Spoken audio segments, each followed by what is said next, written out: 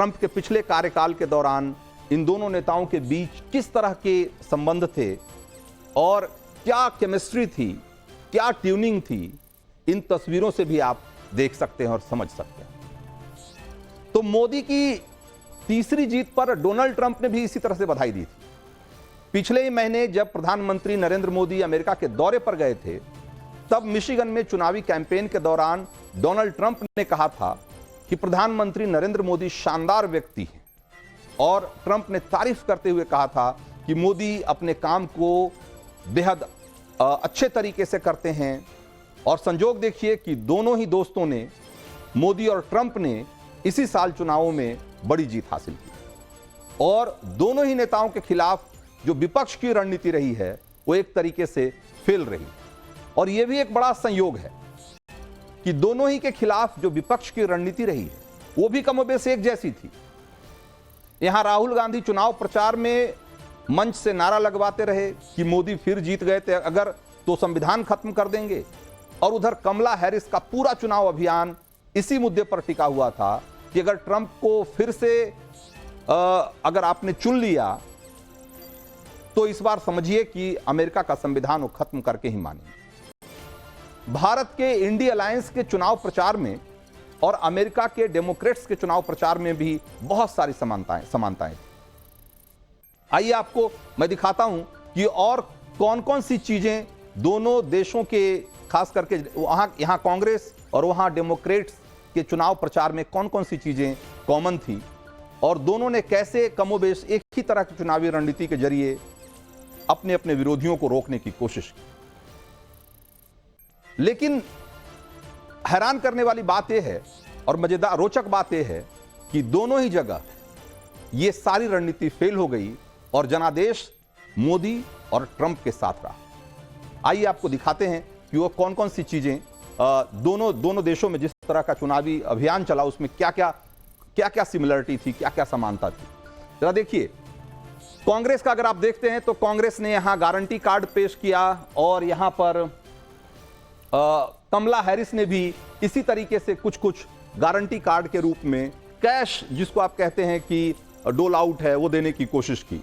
उसी तरीके से अगर आप देखिएगा तो दोनों के सेफ डेमोक्रेसी वाला जो मामला था, यहां राहुल गांधी कह रहे थे कि लोकतंत्र बचाना है, ये लड़ाई जो है, ये चुनाव जो है वो लोकतंत्र बचाने की लड़ाई है, और वहां कमला हैरिस भी कमोबेश यही नारा लगा रही थी, हैरिस 2024 सेव डेमोक्रेसी। तो दोनों ही जगहों पर अगर आप देखेंगे तो कमोबेश एक ही तरह का टोन आपको दिखेगा।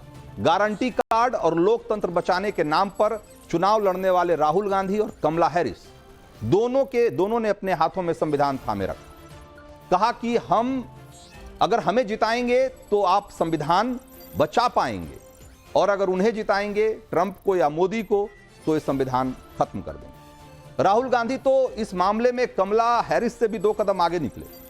संविधान बचाने का नारा लेकर निकले तो 2024 लोकसभा चुनाव हारे, फिर भी नहीं माने। हरियाणा चुनाव में भी वो संविधान बचाने का ही नारा देते रहे, और यहां भी एक तरीके से चुनाव हार गए। जरा एक बार राहुल गांधी को सुनिए और फिर कमला हैरिस को भी सुनवाएंगे आप। बहनों, ये जो चुनाव है, लड़ाई इसकी हो रही है। ये देखिए, जो भी हिंदुस्तान के गरीब लोगों को मिला है, किसानों को, गरीब लोगों को, मजदूरों को इस किताब ने दिया है, और ये आपका संविधान है, ये हिंदुस्तान के हर नागरिक का संविधान है, और ये आपकी रक्षा करता है। तो राहुल गांधी यहां संविधान की कॉपी लेकर चुनावों में घूमते रहे, चुनावी रैलियों में वादे करते रहे कि आप हमें जिताइए, हम संविधान को बचाएंगे, और उधर कमला हैरिस भी पूरे चुनाव अभियान में संविधान की दुहाई देती रही, अमेरिकियों को वार्निंग देती रही कि संविधान बचाना है तो ट्रंप को दोबारा सत्ता में आने से रोकना है। जरा एक बार कमला हैरिस को भी सुनो। Let us be very clear. Someone who suggests we should terminate the Constitution of the United States of America should never again stand stand behind the seal of the President of the United States of America. Never again. Never again. तो ये तो भारत और America के विपक्ष के चुनावी अभियान की बात हुई। अब मोदी और ट्रंप की पार्टी यानी सत्ता में लौटने वाली पार्टियों का अभियान भी जरा देख लीजिए। और यकीन मानिए कि सत्ता में लौटने वाली इन दोनों पार्टियों का प्रचार अभियान भी बहुत हद तक सिमिलर था। उनकी रणनीति भी कई बार एक जैसी आपको दिखेगी।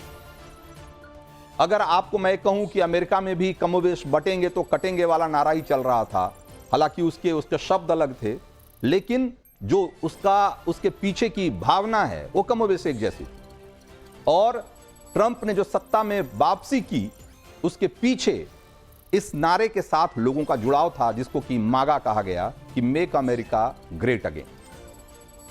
जरा आप देखिएगा, अगर गौर करिएगा तो एक बात आप स्पष्ट तौर पे समझ पाएंगे कि ट्रंप ने भी अमेरिकियों से यही वादा किया कि हमें एकजुट होना है और हमें अपने दुश्मनों के खिलाफ खड़े होना है।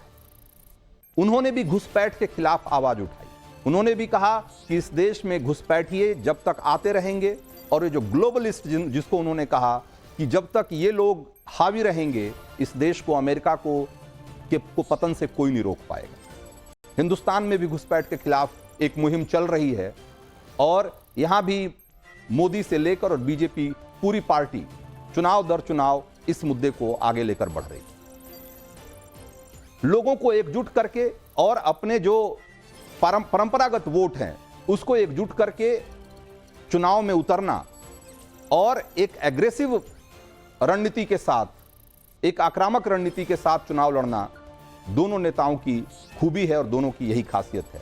और इसी वजह से आप देखते हैं कि दोनों ही नेताओं ने कमोबेश एक लाइन पर, दोनों ने राष्ट्रीय हितों को, राष्ट्रवाद को, जिसे यहां राष्ट्रवाद कहते हैं, ट्रंप ने उसे वहां अमेरिका को फिर से महान बनाने के नारे के तौर पे पेश किया। तो एक तरीके से वही राष्ट्रवादी एजेंडा है जो मोदी लेकर चल रहे हैं इस देश में, और वही एजेंडा अमेरिका में ट्रंप लेकर चल रहे हैं, और दोनों ही जगह इसी राष्ट्रवादी एजेंडे की जीत हुई। ट्रंप ने मैक्सिको बॉर्डर पे दीवार खड़ा करने की बात की, और ये जो चुनाव चल रहे हैं आपने देखा होगा, झारखंड से लेकर और महाराष्ट्र तक, पश्चिम बंगाल में जो चुनाव हुए, सब जगह इसी तरीके से बांग्लादेशी घुसपैठियों को रोकने को लेकर एक मुहिम चलाई जाती रही। अगर आप देखेंगे तो बहुत सारी इस तरह की सिमिलरिटी दोनों ही नेताओं के कैंपेन में और चुनावी रणनीति में आपको दिखेगा, और दोनों ही जगह इस रणनीति की, इस एजेंडे की और इस विचारधारा की जीत हुई।